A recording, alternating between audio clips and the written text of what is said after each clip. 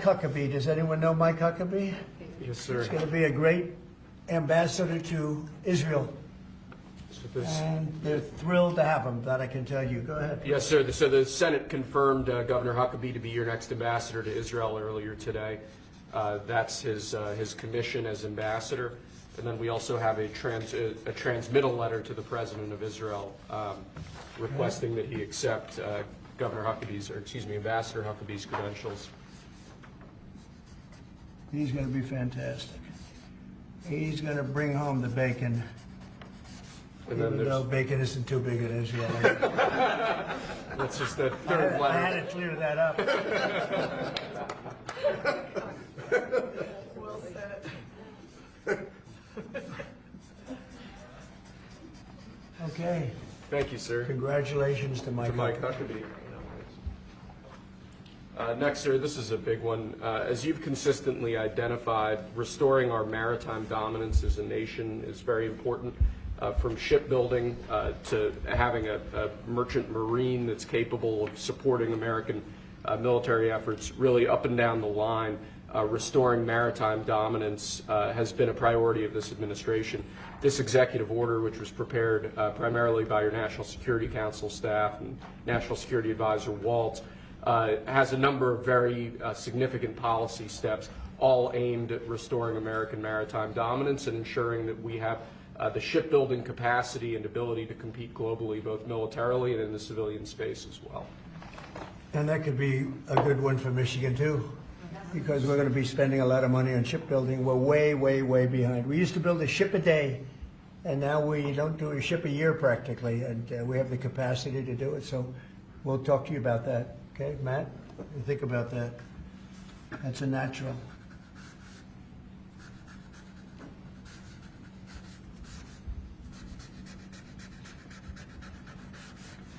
Okay, shipbuilding.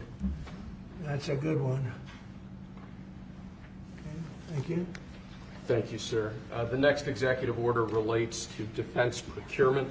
Our current defense procurement process has been criticized by many folks on both sides of the aisle as being too slow to adapt to new and changing technologies, not delivering the sorts of weapons and systems that our warfighters need in order to compete on the battlefields of the future. So with this executive order, we're going to be modernizing the procurement structure that the Department of Defense uses to allow it to more quickly adapt to changing circumstances around the world. And we're also going to be launching a review of existing procurement programs to ensure that we're getting value for the money and to ensure that we're getting the best possible systems in the field. And which are currently horrible. I tell you, they're horrible. That process is ridiculous, what they do. They get the highest price and not even good-looking equipment, and we're changing it. We're going to change it to the best. So this is very, very important.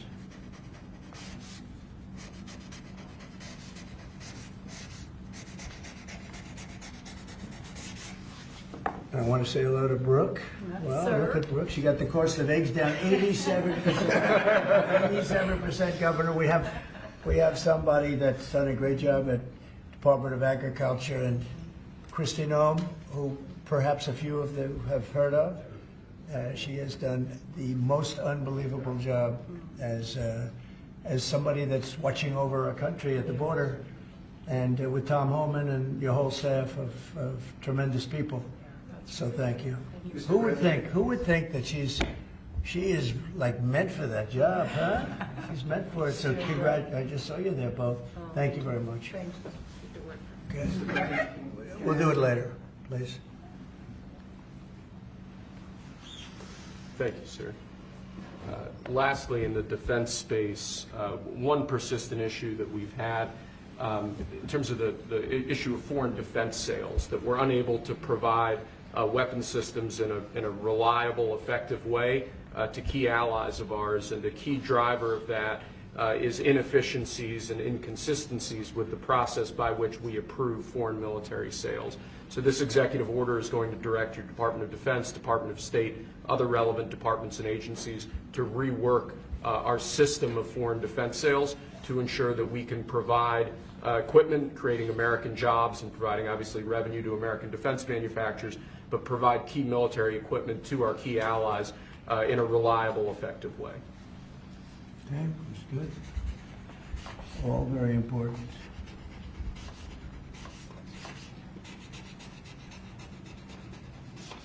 Okay? Because our budget is just about approved, and it's a big budget, and we want to spend the money properly, get the best equipment in the world. We rebuilt our military during my first term, rebuilt it entirely, beautiful. And then some was given away to Afghanistan so stupidly, the most embarrassing day in the history of our country, I think. But it's still, we have to fix it up a little bit, and that's what we're going to do. We're going to do a good job of it too. Thank you.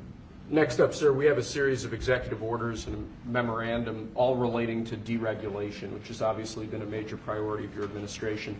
The first of these is an executive order. The Biden administration launched what you've called a war on showers. They had certain regulations that basically killed the water pressure of showers and other water appliances. You can say it. Go ahead. What are the appliances? I mean, it's everything, sir. Sinks and toilets, dishwashers, toilets, sinks. But the shower heads are a There's huge no deal. water.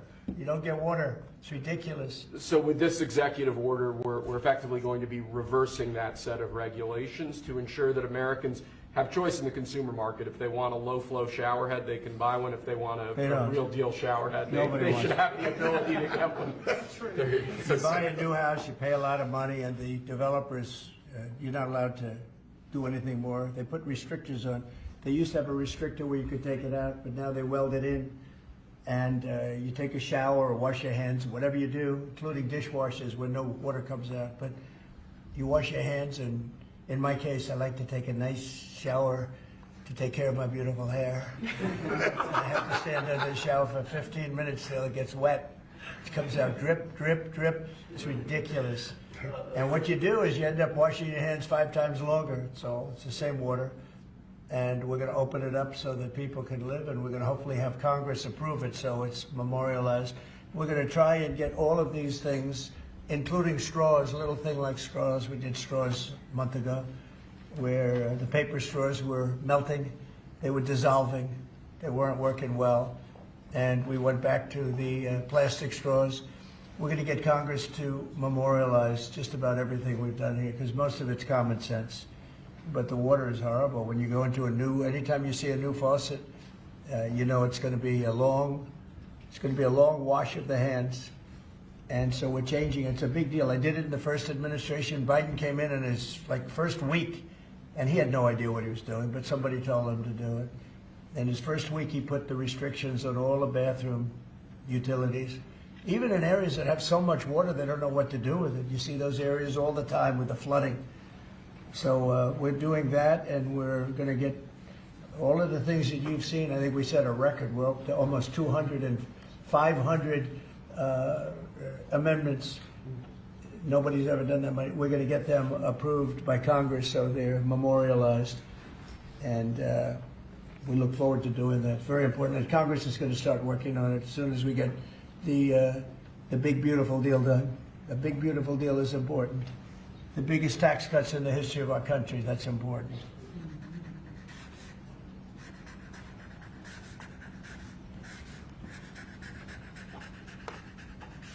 Okay.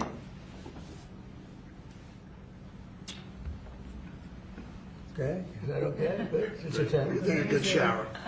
We rate the signatures. That was a 10, that's why. This is another executive order relating to deregulation, sir. There are a lot of regulations on the books that either promote monopoly directly or prevent new market entrants from entering into a given market. The net effect of that is very negative for consumers. So what this executive order is going to do is direct your departments and agencies to work with the FTC, with the Attorney General, with the Department of Justice, to ensure that the regulations we have on the books don't function as anti-competitive barriers to new market entrants. The net effect of all of that is going to hopefully be market forces that redound to the benefit of consumers and ordinary Americans as opposed to monopolistic businesses. I said yesterday, he was a great, great student at Harvard before it went bad. It's gone really bad. Now they're teaching their students mathematics, basic mathematics. Can you believe it? So what does that mean? They're allowing people in that can't add 2 and 2? What's going on at Harvard? I went to law school there, sir, and it was pretty liberal when I was there, but it's gone way off the deep end in recent I don't years. know if you read that. They're teaching them basic mathematics, people that got accepted to Harvard. How come they got accepted if they don't have mathematics? And we're holding back $8 billion. Can we believe it? We give Harvard $8 billion. And we're holding back Columbia. We're holding back a lot of the schools because they were woke. And they've hurt a lot of people. Okay? Thank you. Thank you, sir. Okay.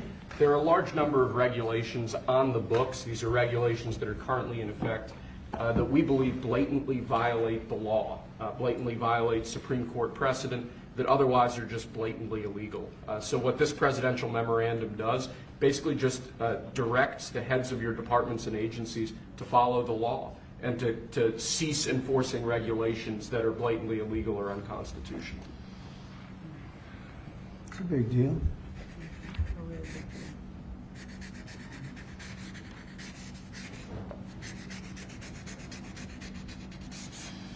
It's really very important that we get these memorialized Yes, sir. in Congress. Very important for the long haul, right? Yes, sir. This is the last of our deregulatory EOs for the day. This is zero-based regulatory budgeting. The idea here is that over time, regulations accumulate on the books and in the Federal Register, and people aren't taking a close, detailed look at what's on the books and clearing them out as times change or as regulations become dated or ineffective. What this executive order is going to require is each of your departments and agencies to scrutinize on a continuing rolling basis all of the regulations they actually have on the books and sunset those that either no longer serve a purpose or the departments and agencies can't identify a specific reason for keeping them active. Okay.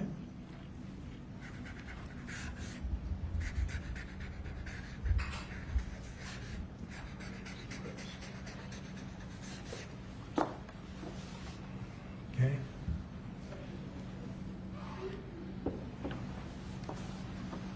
Thank you, sir.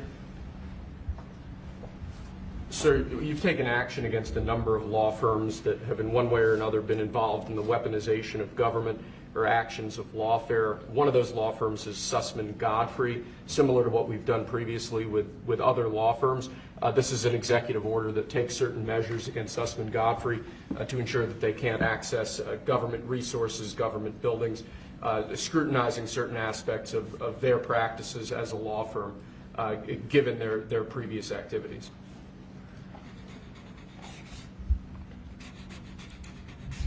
And we signed with many law firms, the ones that we thought were inappropriate, and they've all agreed to pay $1 million. They went for some pretty big numbers. I guess we have a total. What do we have? What's the total about? What's the total right now, Steve? About, would you say?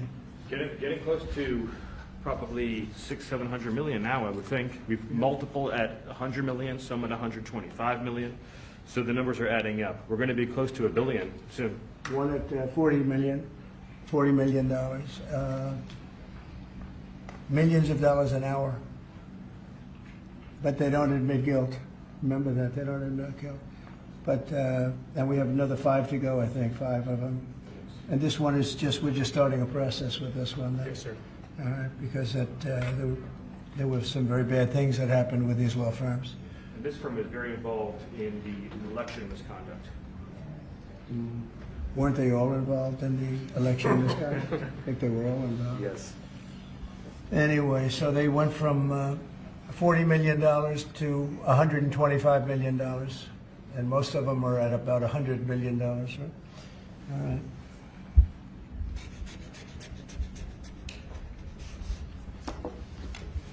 Thank you. Thank you, sir. The next presidential memorandum we have for you relates to Miles Taylor. You may recall that Miles Taylor served in the Department of Homeland Security during your previous administration. In his capacity with the Department of Homeland Security, He leaked classified information. He wrote a book under the pseudonym Anonymous, making outrageous claims both about your administration and about others in it. What this presidential memorandum is going to do, one, it's going to strip any active clearance that he has in light of his past activities involving classified information. It's also going to order the Department of Justice to investigate his activities to see what else might come up in that context, given his egregious behavior during your previous administration. And I had no idea who this guy was. I had no idea. I saw him on CNN, or one of them, I guess CNN, a lot. He'd be on all the time saying that the president is the president. I had no idea. It's like, you know, in this office you have a lot of young people, and they're here. I'll see him for 2 minutes, and I assume he was in the office, but I barely remember him. Barely remember him. It was somebody that went out and wrote a book and said all sorts of terrible things that were all lies, and it was like he was this gentleman or that gentleman, like I dealt with him all the time. I had no idea who this guy. I said, who the hell is Miles Taylor? And he made a living on going on CNN talking about the president. And I think what he did, he wrote a book Anonymous, said all sorts of lies, bad things. And I think it's like a traitor. It's like spying. He walks into the office. He's supposed to be sitting here. A lot of people, you know, I'll be here and there'll be 20 people standing in the room. There'll be oftentimes young people in the office. I assume he was one of them at least. But I didn't know anything about him. And he wrote a book, Anonymous, and I always thought it was terrible. And now we have a chance to find out whether or not it was terrible. But it was a work of fiction. Had a lot of publicity. Got himself a nice job with CNN, or one of them. And I think we have to do something about it. You can't have that happen. If that happens to other presidents, it wouldn't be sustainable for other presidents. I seem to be able to sustain, but if that happened to other presidents, I mean, it's just unfair. And if it was a Democrat president, I'd say that's a terrible thing. A thing like that can happen. That's a terrible thing. And it's time to find out whether or not somebody can do that. Can they write a book about very confidential meetings, and you know, because they happen to be one of a lot of people in a room, and they go out and write a book, and worse than that, call it anonymous, like it's a big deal, and everybody saying, who is it, who is it, who is it? Then it was found out who he was a long time later, and he got a lot of publicity off that one. He's like a promoter. But we're going to find out whether or not somebody's allowed to do that. I think it's a very important case, and I think he's guilty of treason, if you want to know the truth. But we'll find out.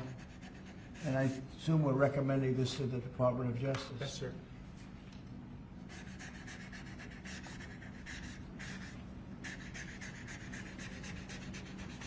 Okay, good.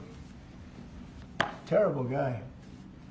Similarly, sir, Christopher Krebs, the former head of CISA. This is a man who weaponized his position against free speech in the election context, in the context of COVID-19. This is it's a similar presidential memorandum to the one you just signed. It addresses his access to government, existing clearances he might have, and further instructs your Department of Justice, other aspects of your government, to investigate some of the malign acts that he participated in while he was still head of CISA. This is another one. I don't know that I met him. I'm sure I met him, but I didn't know him. And he came out right after the election, which was a rigged election, a badly rigged election. We did phenomenally in that election. Look what happened to our country because of it. Open borders, millions of people coming into our country. Russia and Ukraine, that would have never happened. October 7th would have never happened. Afghanistan, the way that they withdrew with 13 dead, but so many killed, actually. I mean, so many killed outside of the 13 soldiers, hundreds of people killed. And maybe, I don't know, never mentioned, but I mentioned it, 42 or 43 people so badly injured, the legs, the arms, blown off, the face. And this is all because of an incompetent group of people that preceded us, and that would have never happened.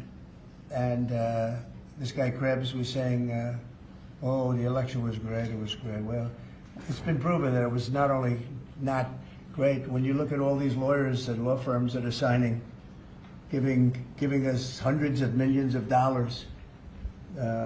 It was proven by so many different ways in so many different forms, from the legislatures not approving to the 51 intelligence agents that worked, from all of the different scamming operations.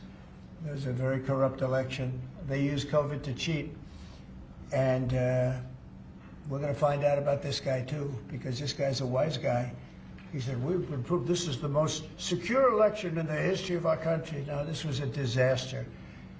And frankly, we should go to paper ballots, same-day voting, voter ID, and one other thing, a vote, you should get a little certificate that says you're a citizen of our country. You get a citizen piece of paper that says you're a citizen before you can vote. But you want voter ID and you want paper ballots, and you really want same-day voting. If you don't have same-day voting, they decide to change the air conditioner. Oh, we're fixing the air conditioner. Let's move all these boxes. We'll bring them back in a few days, and then they don't bring back those boxes. We got to have safe elections. We have to have borders. Ideally, we have to have a free press, which we don't have. We don't have a free press. We have a very dishonest press. This is an honor. We're going to find out whether or not he was right. This was a disgraceful election, and this guy sat back saying, well, I'm a member, or like he's a Republican or something, and almost right from the beginning. And he's tried to make the case that this election was a safe election. I think he said, this is the safest election we've ever had. And yet, every day you read in the papers about more and more fraud that's discovered. He's the fraud. He's a disgrace. So we'll find out whether or not it was a safe election. And if it wasn't, he's got a big price to pay. And he's a bad guy. There's another one. I have no idea who he is. Krebs. I have no idea who he is.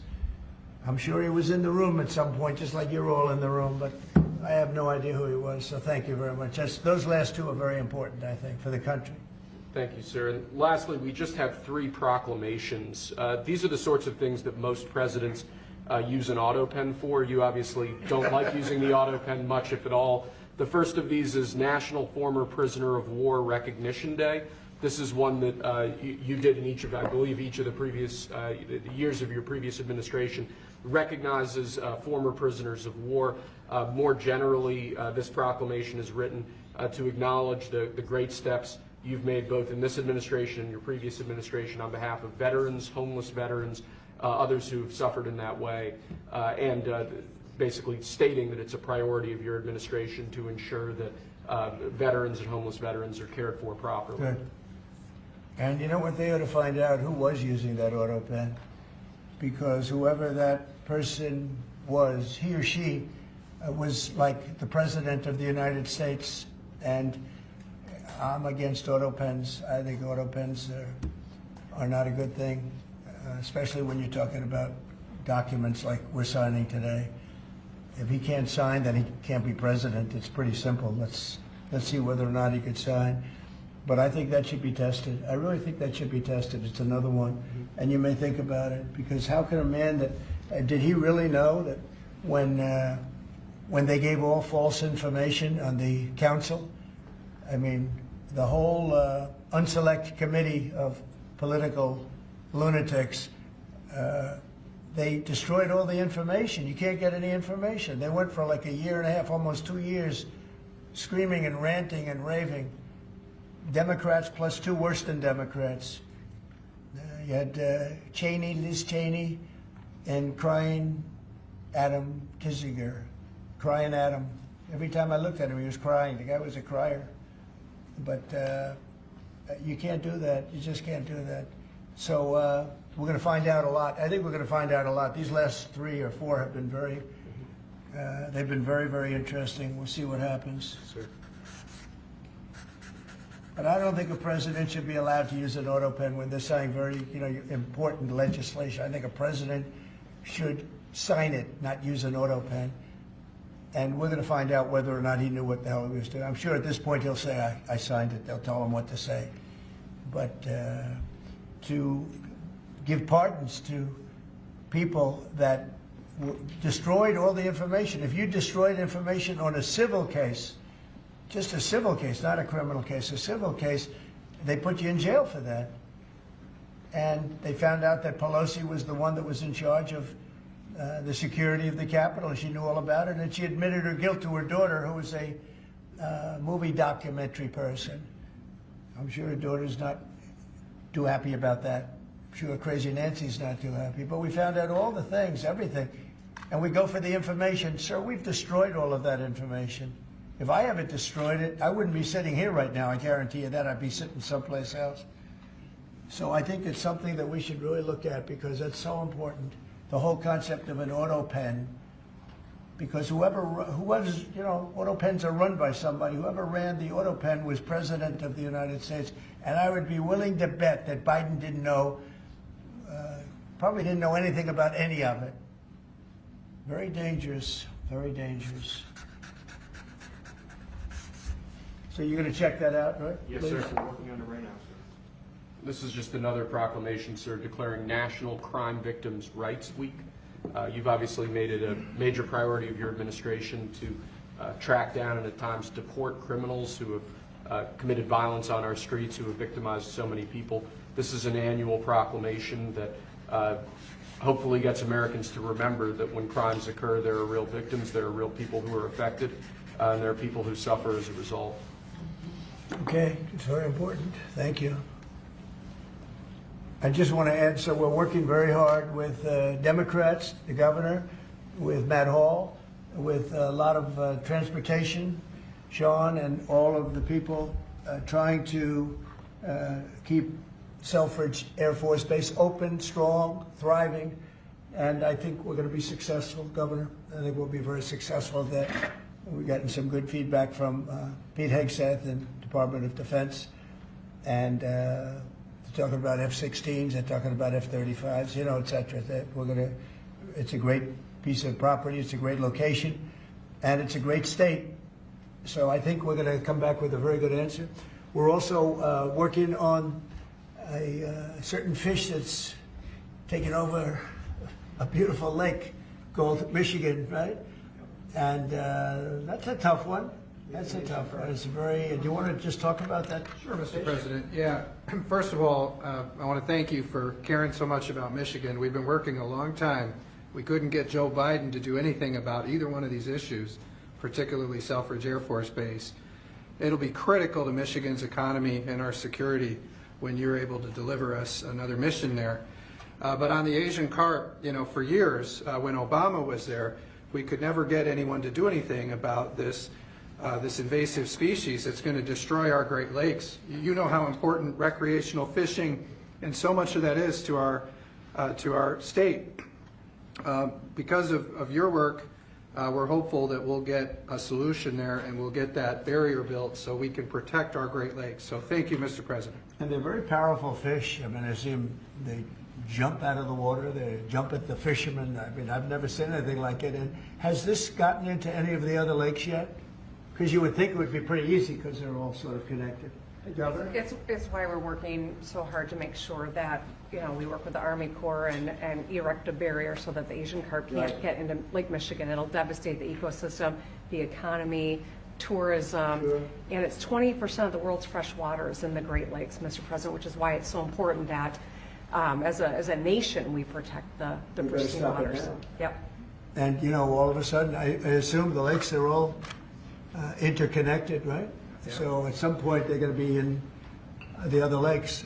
And so we're going to work hard on that. I spoke with the Army Corps of Engineers, and they have a method. It's a pretty gruesome method, but it's a method. And I think they know what to do. So we're going to work on that very hard. And thank you, Governor, very much. Sort of a bipartisan thing when you get right down to it.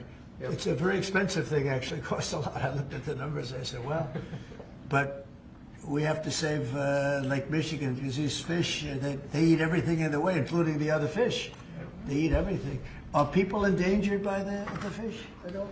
I think I mean, they're going to eat all the fish there. We won't be able to fish anymore, and that's a big deal in Lake Michigan. There's a lot of fishing, recreation, so it's going to be a problem there. But you're right, it's bipartisan, sir, but you're the one taking action on these issues. We couldn't get Biden to do it on Selfridge. This thing has been delayed for 15 years where we were trying to do it. It started under Obama where we were trying to do it. He wouldn't do anything about it. So we appreciate you paying so much attention to this and taking action. Well, I sir. would, and the governor, in all fairness, called me about it. I had seen it, and she called me, and John James called me, and we spoke with your office, and it's, I want to put that down. Really is bipartisan. It's great to see it, actually. It's great to see that, and that includes Selfridge too. And we're going to get it done, and we'll all stand there together and cut a ribbon. Okay, Gretchen? Good. That's good. Thank you very much. I'm glad you brought it up, and I'm glad you brought it up, Matt. Appreciate it. And I know you two get along pretty well, right? Yeah. About 70% of the time. I think you do. All right, good. We'll have something to celebrate pretty soon. So pretty sure about that. Okay. Thank you, Gretchen, very much. Okay. Do you have any questions? Mr. President, where does the TikTok deal stand, given what we've seen, the tariffs, Well, it's moving China? along, but obviously I would say right now China's not exactly thrilled about signing it. We have a deal with some very good people, some very rich companies that would do a great job with it, but we're going to have to wait to see what's going to happen with China.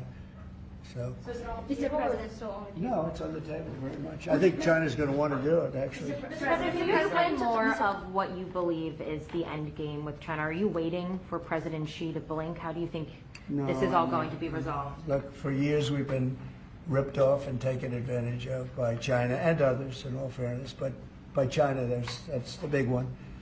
And it's just one of those things. We're making $2 billion a day right now, this country. $2 billion a day with tariffs. And they were making $2 billion a day. We'll be making more. Now when you see what happened today, I don't know if it's still there. I looked an hour ago, but we were up like close to 3,000 points. Nobody's ever seen a day like that. I think that's a record, isn't it, fellas? Definitely. Is that a record? Who would have thought we were going to have a record like that after watching? But because the geniuses of the world, they get it. Our country's very strong. We were left a very, very weakened country, both economically, financially, because of all of the tariffs and all of the other companies just raiding us and ripping us off, and also at the border where 21 million people were allowed to come in. Many of those people were criminals. And but the people that do this for a living, and some of them are very smart and some of them aren't smart at all. But these guys are very smart, and my group is very smart. My whole group is smart. And you've done so amazing on the border. I read the other day that there were 9 people and hundreds of thousands 2 years ago with Biden, and we had 9. We had it down to 9, and they were all let in for medical reasons. They were in bad shape. We let them in for medical reasons, not even for anything else. So you've been amazing. But that's a big thing. I think it's one of the greatest problems that I've never seen anything like it. Open borders. The whole world was emptied out. Prisons from all over the world, from the Congo, in Africa, from Africa to Asia, a lot in South America, but it wasn't just South America. Prisons emptied out. And I said it outside with the drivers before, but El Salvador has been amazing, a job that the president's done. He's coming to see me next week, and we look forward to that. But that's really been amazing. Yes? Mr. President, the EU also announced increases in tariffs today.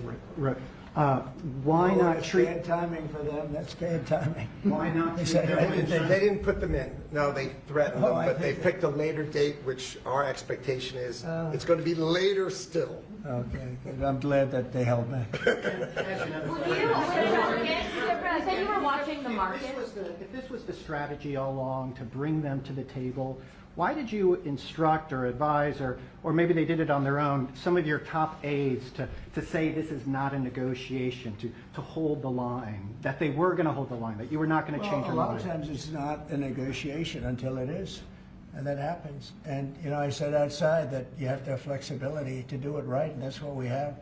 We brought everybody to the table, and it may not be a negotiation. It may not last. I mean, things may be asked that I think are not fair to us. Look, we've been ripped off by essentially everybody for 35 years. This is not just a new thing. And Roger Penske just left. He's a great gentleman, great man, actually. And he said no other president would have had the guts to do this. And I believe that's right. They wouldn't have done it. They should have done this a long time ago. A long time ago they should have done it. I started it with China. I took in hundreds of billions of dollars in tariffs and taxes from China in my first term. And we had the greatest economy. We were up 88% on the stock market. That was the greatest ever in the history of our country. But it had to be done. It's something that had to be done. Mr. President, thank you so much. Which countries will be negotiating first? Do you have any criteria? Because, for example, Brazil and the UK, they do not have deficits with the US. They have a surplus. They do not have a surplus. They have a deficits with the US. So what is the criteria? And also, would you consider talking or meeting with Xi Jinping? Oh, sure. I would. He's a friend of mine. I like him. President Xi, I like him. I respect him. But they haven't treated our country right. Sure, I'd meet with him. On the other countries, we have Japan is here, and South Korea is here, and others are here, and we're trying to see them. It's from what I hear, it's much more than 75. I said 75 plus. So many. It's everybody wants to make a deal, actually, and you know we want to do what's right for our country. We also want to do what's right for the world. The world is important. I mean, you know, it's the world, right? And I think we're going to make a lot of people very happy.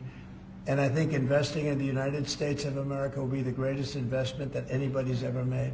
Mr. President, we still expect to see the sectoral tariffs, so the pharmaceuticals, steel. Is that something you're still considering moving forward? Yeah, with? well, I will be because we want them coming back. You know, we realized during COVID that we don't make our drugs and our pharmaceuticals in this country. So I realized that, and it was a big realization.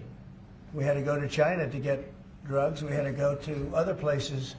I won't even mention the names, but we had to go to other places. We don't make it, and that's because we let them leave. And now if they want to come back, we're going to put tariffs on the pharmaceutical companies, and they're going to all want to come back. They're going to come back. I'm not going to pay them any money like Biden with the chip deal. That chip deal was horrible. They give billions and billions of dollars to chip companies. All they have is money. They have so much money.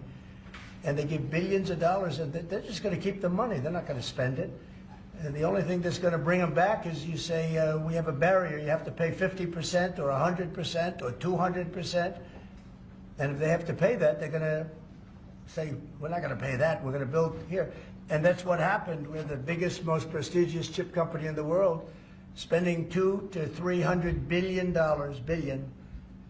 Think of that, $1 billion to build essentially one massive plant. It'll be one of the largest plants in the world, and we're going to get them very quickly. We're going to get them energy. We're going to get them the electricity they need and the energy that they need, and it'll be approved by Lee Zeldin, a total professional, and it'll be approved very quickly. They'll get their zoning very quickly. They'll have everything done in a matter of months. Thank you, sir. You've procured a record amount of private sector investments since your election, $7 trillion. You talked about the importance of all that. Can you talk about how these investments will have a positive impact on families who felt like the previous economy left them behind, and why your executive orders on coal yesterday is so important given the amount of manufacturing that you're ushering back in? Good, thank you. And which is correct. We have, I would say, more than $7 trillion now, right, of investment coming in. Apple is coming in for $500 billion alone. We have other companies coming in with massive numbers. We have car companies that are coming in. No, we've never seen anything like it. Maybe in the 1940s or 50s or something, but we've never seen anything like it. They had 3 plants canceled in Mexico. Not that we want to hurt Mexico, but we're for us.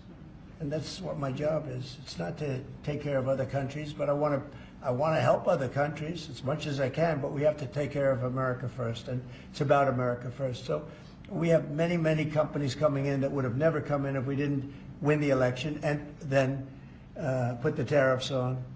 And they're coming in because when they build in the United States, there are no tariffs. You don't have to pay any tariffs. So instead of paying 30, 40, 50% or 25%, but it could go a lot higher in some of the industries. So we have steel mills right now that are raging. The steel industry was gone. If I didn't put the tariffs on steel, because China was dumping massive amounts of steel in my first term, and I put tariffs on it, I saved the steel industry, but now it's going to thrive. maybe like never before. I mean, if you go back to U.S. Steel from 90 years ago, it was incredible. It was the #1 company in the world for a long time. That's why we don't want to see it go to Japan. And we love Japan, but U.S. Steel was a very special company. We don't want it to go to Japan or any other place. So we're working with them, and I don't know if they need any money now. I'll be honest with you, they hit gold. They hit gold because if you look at it, they have such orders for steel now. It's incredible. What's going on in our country is incredible with respect to plants. So we lost 90,000 plants and factories from the beginning of NAFTA, the worst trade deal ever made in the history of this world, but certainly in the history of trade. There's never been a worse trade deal. We were able to cancel that. We had to get approval from Congress. It was like a disastrous curse because you had to go to Congress to get it terminated. You couldn't just terminate it because it was a bad deal. And you had people in Congress that didn't want to do it because they had other reasons, maybe bad reasons. They're mostly not there anymore, those people. But it's amazing what's happened. I appreciate that question because it's incredible. I don't think we've ever seen anything like it. $7 trillion, and it's much more than that because these are places that we know. $7 trillion is unheard of. I never looked at the Biden numbers, but you could go a whole year, and it was peanuts. Everybody was leaving. They weren't coming in; they were leaving, and that means jobs are leaving. And so we're not playing games. We're going to make this country greater than ever before. Thank you for that question. Mr. President, it seems that China's made some... Let her just do that. Oh, yeah, absolutely. Okay. Thanks. For the past few days, we've heard from this administration no pause. Was this idea of doing a pause, did that just come about this morning? Can you tell us exactly what came into consideration for you and your advisors? For a period of time, I wouldn't say this morning. Over the last few days, I've been thinking about it. I've been dealing with Scott, with Howard, with some other people that are very professional. And I think it probably came together early this morning, fairly early this morning. Just wrote it up. We didn't have the use of, we didn't have access to lawyers, or we just we wrote it up from our hearts, right? It was written from the heart. And I think it was well written too, but it was written from the heart. It was written as something that I think was very positive for the world and for us.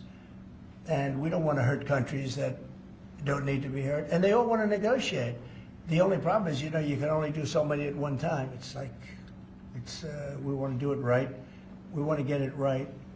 We want to take care of them, but we have to take care of our country. So, but this was something certainly we've been talking about for a period of time, and we decided to pull the trigger. And we did it today, and we're happy about it. I didn't know it would have that kind of an impact, but it's, I think they have the biggest increase in the history of the stock market. That's pretty good. You're almost, if you keep going, you're going to be back to where it was 4 weeks ago.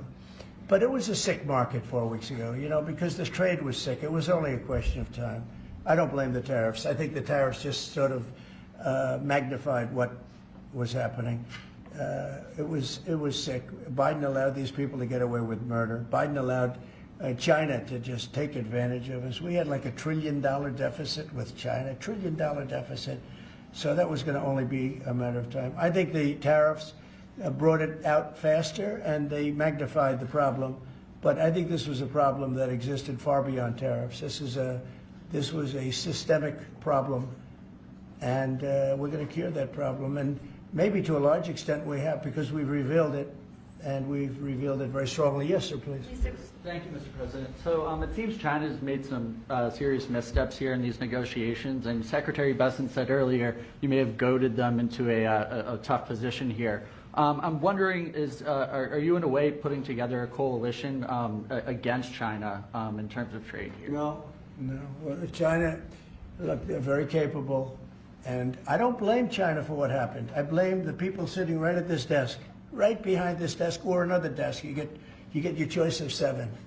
I happen to pick the Resolute. But I blame the people sitting behind in this chair, behind this desk, for being stupid, incompetent, or not having courage. This should have been done years ago. This should have been done before Obama, in all fairness. Not only Biden, Obama. This should have been done many years ago. This started with the World Trade Organization, which was owned by China. It was owned and paid for by China.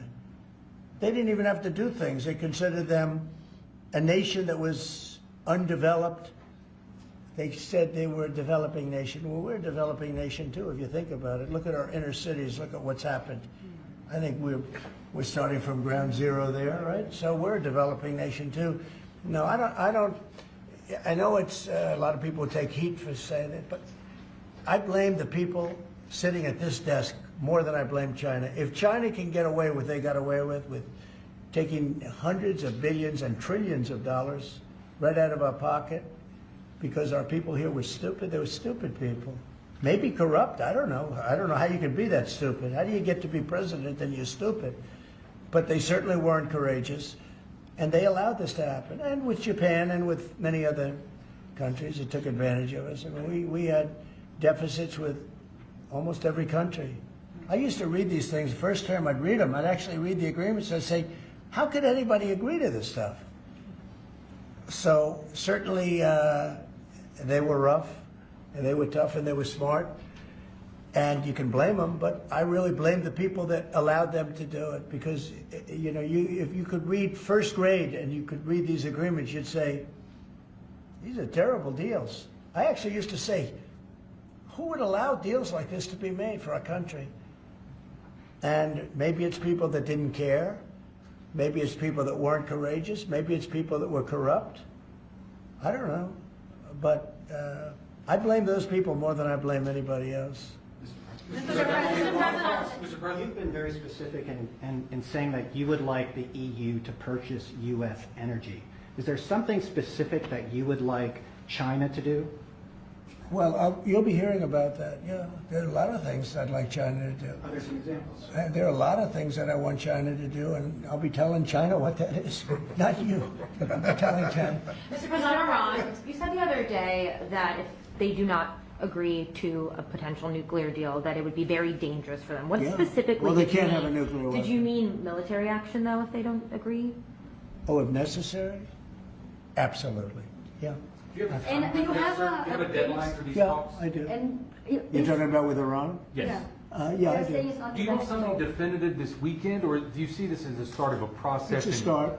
Do you have a timeline? We have a little time, but we don't have much time, Who is starting the because we're not going to let them have a nuclear weapon. Is Can't it let them have a awkward to nuclear be weapon. there, Mr. President? And we're going to let them thrive. I want them to thrive. I want Iran to be great. The only thing they can't have is a nuclear weapon. They understand that. You know, the people are so incredible in Iran, and they're so smart. They're very smart people. But, you know, they're in a rough situation, rough regime. But they understand, and the leaders understand. And I'm not asking for much. I don't, they can't have a nuclear weapon, and I've said that. And I was a little bit surprised, because when the election was rigged, I figured they'd get the weapon, because with me they were broke. They were broke. They had no money because of the sanctions. Nobody could buy oil. We did that to Venezuela just recently, and we'll do it to other countries if we have to. I want to see Russia and Ukraine make a deal. They got to make a deal. When schools get blown up and bad things happen, like I'm hearing about, it's no good. I hope we're going to make a deal with Russia and Ukraine. But with Iran, yeah, if it requires military, we're going to have military. Israel will obviously be very much involved in that. He'll be the leader of that. But nobody leads us. We do what we want to do. When would the talk run out on the talks? Before Say- you might, when would the talks need to conclude before you might do military? I can't really be specific, but you know, when you start talks, you know if they're going along well or not. And I would say the conclusion would be when I think they're not going along well. So that's just a feeling. Mr. President, on the subject of U.S. troops stationed in Europe, do you have any plans to reduce the number of U.S. troops in Europe or in other NATO countries? Well, good. I mean, it depends. We pay for military over in Europe. You know, we don't get reimbursed by much. South Korea too. So it will be one of the things we discuss. That's unrelated to trade, but I think we'll make it part of it because it makes sense. Be nice to wrap it all up in one package for each country. You know, it's nice and clean, and we have plenty of law firms. These are great law firms that we signed with, the best. And I think part of the way I'll spend some of the money that we're getting from the law firms, in terms of their legal time, will be, if we can do it, I think we can do it, using these great law firms to represent us with regard to the many, many countries that we'll be dealing with. We'll have good lawyers representing us, but we want to have good lawyers, and these are the best, considered the best lawyers in the world, right? I mean, considered the best in the world. I don't know. They just went off a little bit. Mr. President, two questions. On Iran, do you have an update on who will be participating or conducting these conversations? We Witkoff be there on Saturday for these direct talks. And on China, some economists are saying that right now is technically embargo on China with 125% tariffs. Are you concerned of escalation beyond the trade war with China? No, I'm not concerned. I think President Xi is a very smart guy, and I think we'll end up making a very good deal for both. But, we've been treated so badly for so many years. Again, we allowed that to happen. We've been treated so badly for so many years. But no, I don't expect that. I think President Xi is one of the very smart people of the world, and I don't think he'd allow that to happen. And we're very powerful. This country is very powerful. Let me tell you, it's far more powerful than people understand. We have weaponry that nobody has any idea what it is, and it is the most powerful weapons in the world that we have. More powerful than anybody, not even close. So nobody's going to do that, but I think that if that's what you're referring to, maybe it's not. But just in terms of basic escalation, which is what you said, no, I think that President Xi is a man who knows exactly what has to be done. He's a very smart man. He loves his country. I know that for a fact. I know him very well. And I think he's going to want to get to a deal. I think that's going to happen. We'll get a phone call at some point, and it'll be off to the races. It'll be a great thing for them. It'll be a great thing for us. It's going to be a great thing for the world and for humanity. Do you have plans to meet with Putin in Saudi Arabia? At some point I would. At some point. In Saudi We'll have to see. I mean, we have to get there right now. We got to get there. In the meantime, they're losing 2,500 on average young people every single week. Think of that. 2,500 people a week. It's not even conceivable. We got to get there fast. Do you think Take a couple of more. Yes. you have to increase tariffs on China even more before they come to the table or give you a I phone call? can't imagine it. No, I can't imagine. I don't think I'll have to do it. I don't think we'll have to do it more. We calculated it very carefully. By the way, when you hear 100, a lot of people charge much more than that. Canada charges much more than that to our farmers, our dairy farmers.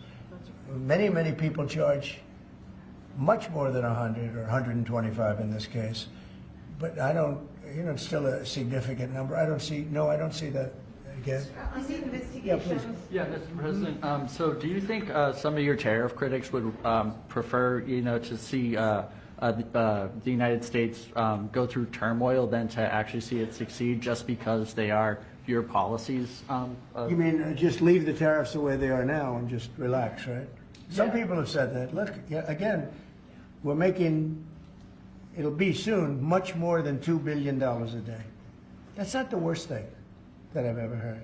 So yeah, some people say that. But, we look at the other side too. I think as the United States, we have an obligation to look also at the other side. We want what's good for everyone. I mean, it's America first, but we also want to make sure there's a world that can live happily and all of that. And so, this is the way I look. No, but there are people that say, look, where we are now, I've been in worse positions in my life than making $2 billion a day plus, right? It's really plus. Thank you very much, everybody. Thank you, Press. Thank you, Press. Head it out. Thank you. The markets are what really changed your mind when it came to The markets right now are extremely good. Thank you. Thank you. Thank you, Press. Thank you. Head it out. Thanks, guys. Here, this way. All right, this way. Thank you. Keep going. Keep going. Thank you. Thank you very much. Thank you, Press.